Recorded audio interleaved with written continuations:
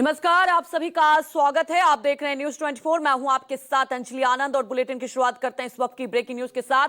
वक्फ संशोधन कानून पर सुप्रीम कोर्ट में सुनवाई जारी है।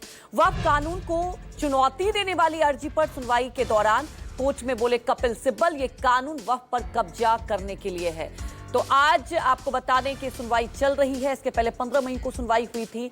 आज दोनों ही पक्ष को 2-2 घंटे का वक्त दिया गया है और आपको बता दें कि ये कानून वक्फ पर कब्जा करने के लिए ये कपिल सिब्बल की तरफ से दलील दी गई है। वहीं आपको बता दें कि केंद्र सरकार की तरफ से ये दलील दी गई है, सॉलिसिटर तुषार मेहता की तरफ से ये दलील दी गई कि जो 3 प्रावधान है उस पर चर्चा की जाए, प्रावधानों को बदलने की बात कही जा रही है।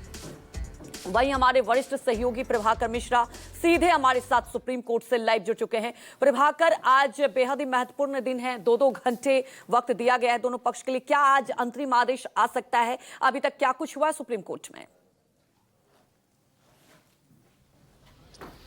देखिए, सुनवाई थोड़ी विलंब से शुरू हुई थी। करीब 12 बजे के आसपास सुनवाई हुई और 1 घंटे के आसपास इस मसले पर सुनवाई हुई थी। लंच के बाद फिर सुनवाई शुरू होने वाली है। कपिल सिब्बल इसमें all India Muslim personal law board यानी जिन पक्षकारों ने इस कानून को चुनौती दिया है उसकी तरफ से कपिल सिब्बल की दलीलें दी जा रही हैं।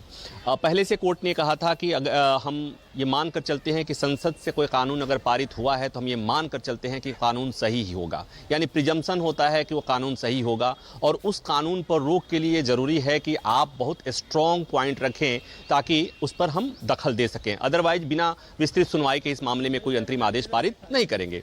इसके पहले जब कोर्ट ने अंतरिम आदेश पारित करने का संकेत दिया था तो सरकार खुद ने ही कह दिया था कि इस मामले में, इस कानून में जो विवादास्पद मसले हैं, बिंदु हैं, उस पर हम खुद ही अमल नहीं करेंगे। तो आज इसके बाद जब सुनवाई शुरू हुई तो सॉलिसिटर जनरल ने कोर्ट से कहा कि माय लॉर्ड, वो 3 बिंदु मसलन वक्फ बाय यूजर हटाने का प्रावधान, दूसरा वक्फ बोर्ड में और सेंट्रल काउंसिल में जो गैर मुस्लिमों की नियुक्ति का मसला, और तीसरा कि विवाद की स्थिति में या वक्फ की प्रॉपर्टी डिसाइड करने में जो सरकारी अधिकारी यानी कमिश्नर की जो भूमिका है उसको चुनौती देने, ये 3 ऐसे प्रावधान थे जिस पर सुप्रीम कोर्ट ने शुरू में आपत्ति दर्ज कराई थी। तो सॉलिसिटर जनरल कह रहे थे कि इसी मसले पर सुनवाई होनी चाहिए, जबकि कपिल सिब्बल और बाकी पक्षकारों ने कहा कि माय लॉर्ड ऐसा नहीं, हमें पूरे कानून को लेकर आपत्ति है। तो उसके बाद से सुप्रीम कोर्ट पूरे कानून पर सुनवाई को तैयार हो गया और सुनवाई हो रही है। तो उसमें कपिल सिब्बल की तरफ से जो दलील दी गई, पहली बात ये कही गई कि सबसे पहली बात तो ये कि इस कानून के बारे में जो ये कहा जा रहा है कि वक्फ को सुधारने के लिए, वक्फ की प्रॉपर्टी को बेहतर मैनेजमेंट के लिए कानून लाया गया है, जबकि सच्चाई ये है